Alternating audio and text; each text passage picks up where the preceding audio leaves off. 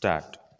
A perusal of pleadings reveal that although these specific words of plaintiff being always ready and willing to perform his part of contract in question is mentioned in para 10 of the plaint, but from considering the total averment of plaint, it is explicitly clear that such intention is evident from plaint when plaintiff has mentioned that on his insistence defendant had agreed to execute sale deed, and when he reached to office of sub registrar, then defendant absented herself, so he had again reminded him and then sent legal notice through counsel for execution of sale deed in compliance of said registered contract. The overall reading of plaint makes it clear that plaintiff had all along been ready and willing to perform his part of contract in question.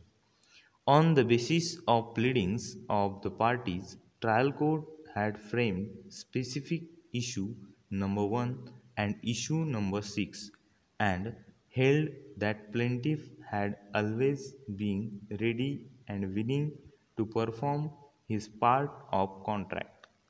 Para. From the aforementioned sequence of facts and events, it can be safely inferred that the respondent plaintiff was always ready and willing to discharge his obligation and perform his part of the agreement.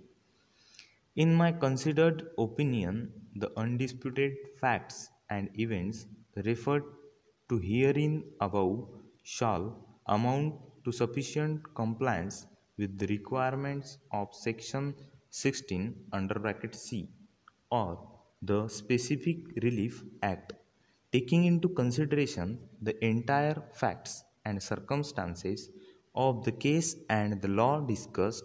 In my opinion, the impugned judgments passed by the trial court as well as the first appellate court are not erroneous on this point of law. Para.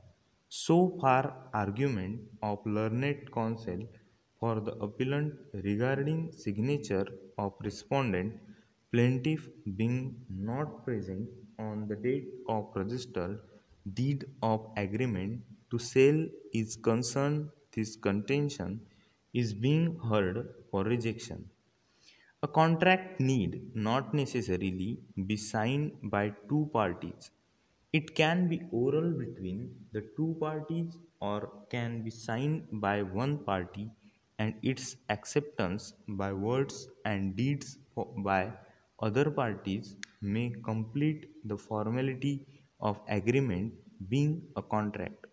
In present case, from perusal of proved evidences as held by the two courts below, it is established fact that defendant appellant had offered to sell his property in dispute to plaintiff respondent for rupees 85,000 and executed registered deed for the same, and for acceptance of said offer of the defendant, the plaintiff had not only accepted said offer, which was mentioned in deed of agreement, but also paid him advance consideration.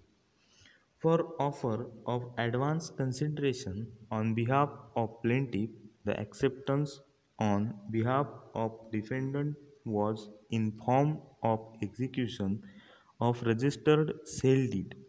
Likewise, for the offer of defendant appellant for execution of registered agreement to sell, the acceptance on behalf of plaintiff was in form of payment of advance consideration and getting it mentioned in deed of agreement to sale.